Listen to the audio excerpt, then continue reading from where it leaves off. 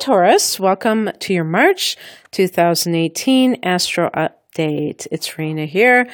And in March, Taurus, you have a lot of 12th house activity. And this, some of it's going to be towards the end of the month. The 11th house is also very much in play. And I like both of these houses for different reasons. Let's look at the first transit that we can talk about, which is the full moon on the first of the month. Now, this is in Virgo. Virgo is a fellow earth sign to you. This particular full moon is 11 degrees of Virgo, and this will fall in your fifth house of creativity and love. And this can mean, since full moons are very creative times and fertile times as it is, if you are somebody who is artistic, you may just be like brimming with ideas. It can also mean that if you have been, let's say you've been dating someone, because the fifth house can be that stage in a relationship, the beginning stages, you may realize that you really love this person and you may take it to the next level because the full moon can bring a culmination. So if somebody's dating someone and there's nothing left for them to do, it's like either they continue endlessly at this kind of impermanent stage or they make it permanent. And that could be a stage where you decide to get engaged or move in together, whatever, is your cup of tea in that area. You may be finishing a creative project as well. On the 6th, both Mercury and Venus go into your 12th house. So starting at some point in February, so when you're listening, if you're listening in February, it should be there already. You have Mercury and Venus in your 11th house of hopes and wishes. And this can put a lot of emphasis mentally on what it is that you're trying to accomplish for the long haul. And this could be in any area, the dreams that you hold deep within your heart. And with Venus in the 11th house, you may find that you have the money to accomplish these goals, or maybe it's one specific goal at this time. And around the 6th of the month, these two planets, Mercury and Venus, go into your 12th house. And so this can be a situation that's more internalized. One thing I want to say about the 11th house, though, is you may meet a love interest through your circle of friends. And so then what happens is the two of you could decide that you're going to date, but you're not necessarily going to just broadcast it to other people. And perhaps it's because you want to just get to know each other first, and you don't want other people's input.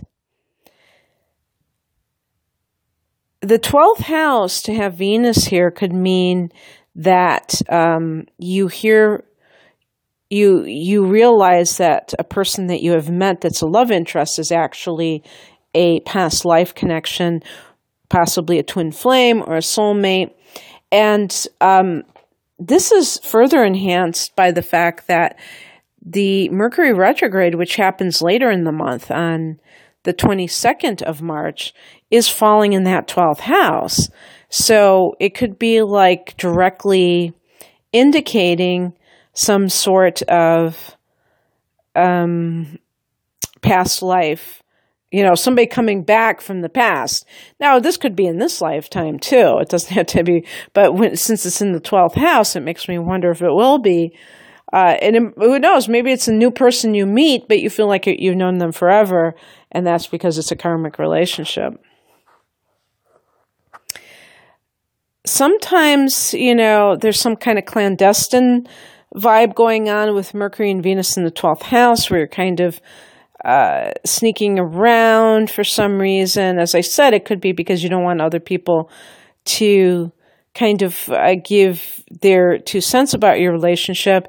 In some cases, it could be that one or both of you are already involved in another relationship and you don't want to be found out. With Mercury there, you could be like communicating in a very kind of a secretive way with this person so that other people will not be able to discover that you guys are together. And at the very end of the month, Venus actually goes into your sign. So you may initially be doing this, and then you decide, you say, hey, you know what? I want to show this relationship to the world. There's nothing to be ashamed of, and I don't want to hide anymore. And so that's on the 31st. And actually, Venus in the first house can be good for your ability to attract others to you, whether it's professionally or personally, because you will have a certain aura about you, or maybe like physically you look really good right now at the end of the month, starting at the end of the month. On the 17th of the month, Mars goes into Capricorn, and this will be in a fellow Earth sign, your 9th house. So Mars in the 9th house can be a mental type of influence, or it could even be physical. On the physical level, you could be traveling, and you may have a desire to go somewhere far away, but you don't necessarily want to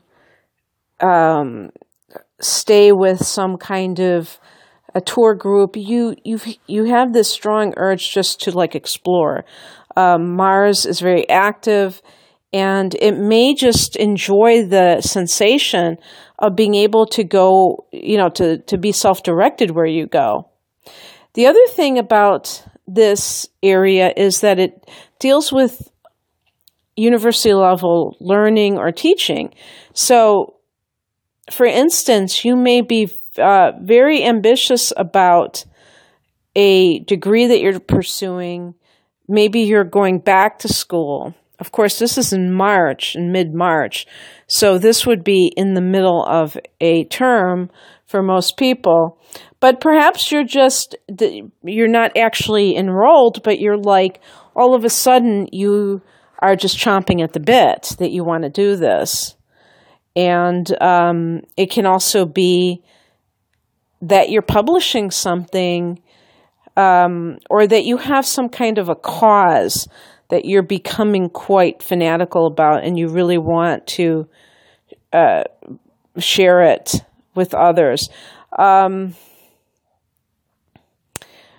Mars, the 9th house can also deal with your philosophical beliefs. So you just may be very strident about some of these beliefs, and you can't keep it to yourself, and you're getting aggressive about it for some reason. On the same day that Mars goes into this 9th house, you're going to have a new moon in Pisces, again in that 11th house. So you could be making new friends, you could be joining a new group, and that if Mars is going into your 9th house and you got a new moon in the 11th house, maybe you're joining a new group, maybe you're becoming like an activist or something, and a social justice warrior, and that's the timeline of when this happens. For some reason, you've got some cause that you're just very passionate about. One thing I want to say, though, about before Mars goes into Capricorn, as I say, that's going to be on the 17th. So for the first 2 weeks, you have Mars actually in your 8th house, which is the house of other people's money. This could indicate some kind of conflict or a lot of activity around a probate issue. And sometimes, knowing what we know about this area of life, there can be sometimes conflict where people are in a family are fighting over a loved one who has passed their resources. The other areas that the 8th house represents, it represents sex, and Mars represents the sex drive. So you put those together and you get someone who, especially as a Taurus, that's something that you're a very sensual person. So it might just be a lot of sex or something. And if if that full moon on the 1st, if there's somebody that you have fallen in love with, then that would be probably the person. So let's see what else. So as I said, Venus goes into your sign on the 31st, and then on the same day, you have that blue moon, and this is at 10 degrees of Libra, and that is in your 6th house of health. So this is a time when you may be, there might be some kind of a detox that you're doing, because the full moon period of any month can be a time when people detox, and in the waning moon, following that for the next 2 weeks. But the other thing too is that this is happening in your health sector, so that makes it that much more of a thing. And then on top of that, you also have the possibility that you are learning about something related to your health. And I would say, especially if it connects to something energetically, like with your astral body. Because some of the illnesses that we think that are just, due to some malfunctioning in the flesh, there is a psychic component to it. So at the time of any full moon, there is an opposition from the sun. And in this particular case, with this blue moon, the sun is in the 12th house, shining a light on your mental health and maybe some karmic influences that have affected your psyche, but in turn, they may impact your health eventually. So you may get some revelations about that. This may be a time when something in your workplace or with a coworker is revealed to you. Maybe it's a secret. Maybe something has been going on behind the scenes and people have been acting funny and you realize why that is. It can also be a time of finishing a project within your workplace.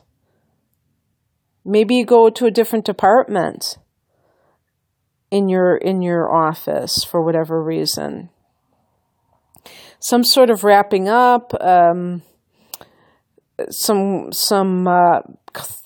coming to the head in this area. Maybe you want to change some kind of a health. In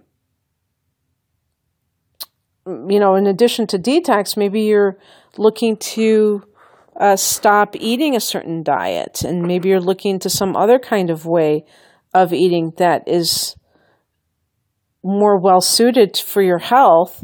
And so or even with your productivity during the day, you may quit certain habits that are time sucks, Hello, Facebook, during the day that can, or YouTube, you never know.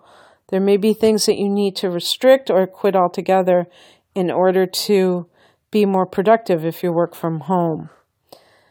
Okay, Taurus, I hope you enjoyed this. And if you'd like a private reading, my website is rainamoonastrology.com. The link is below. Have a great March. Bye.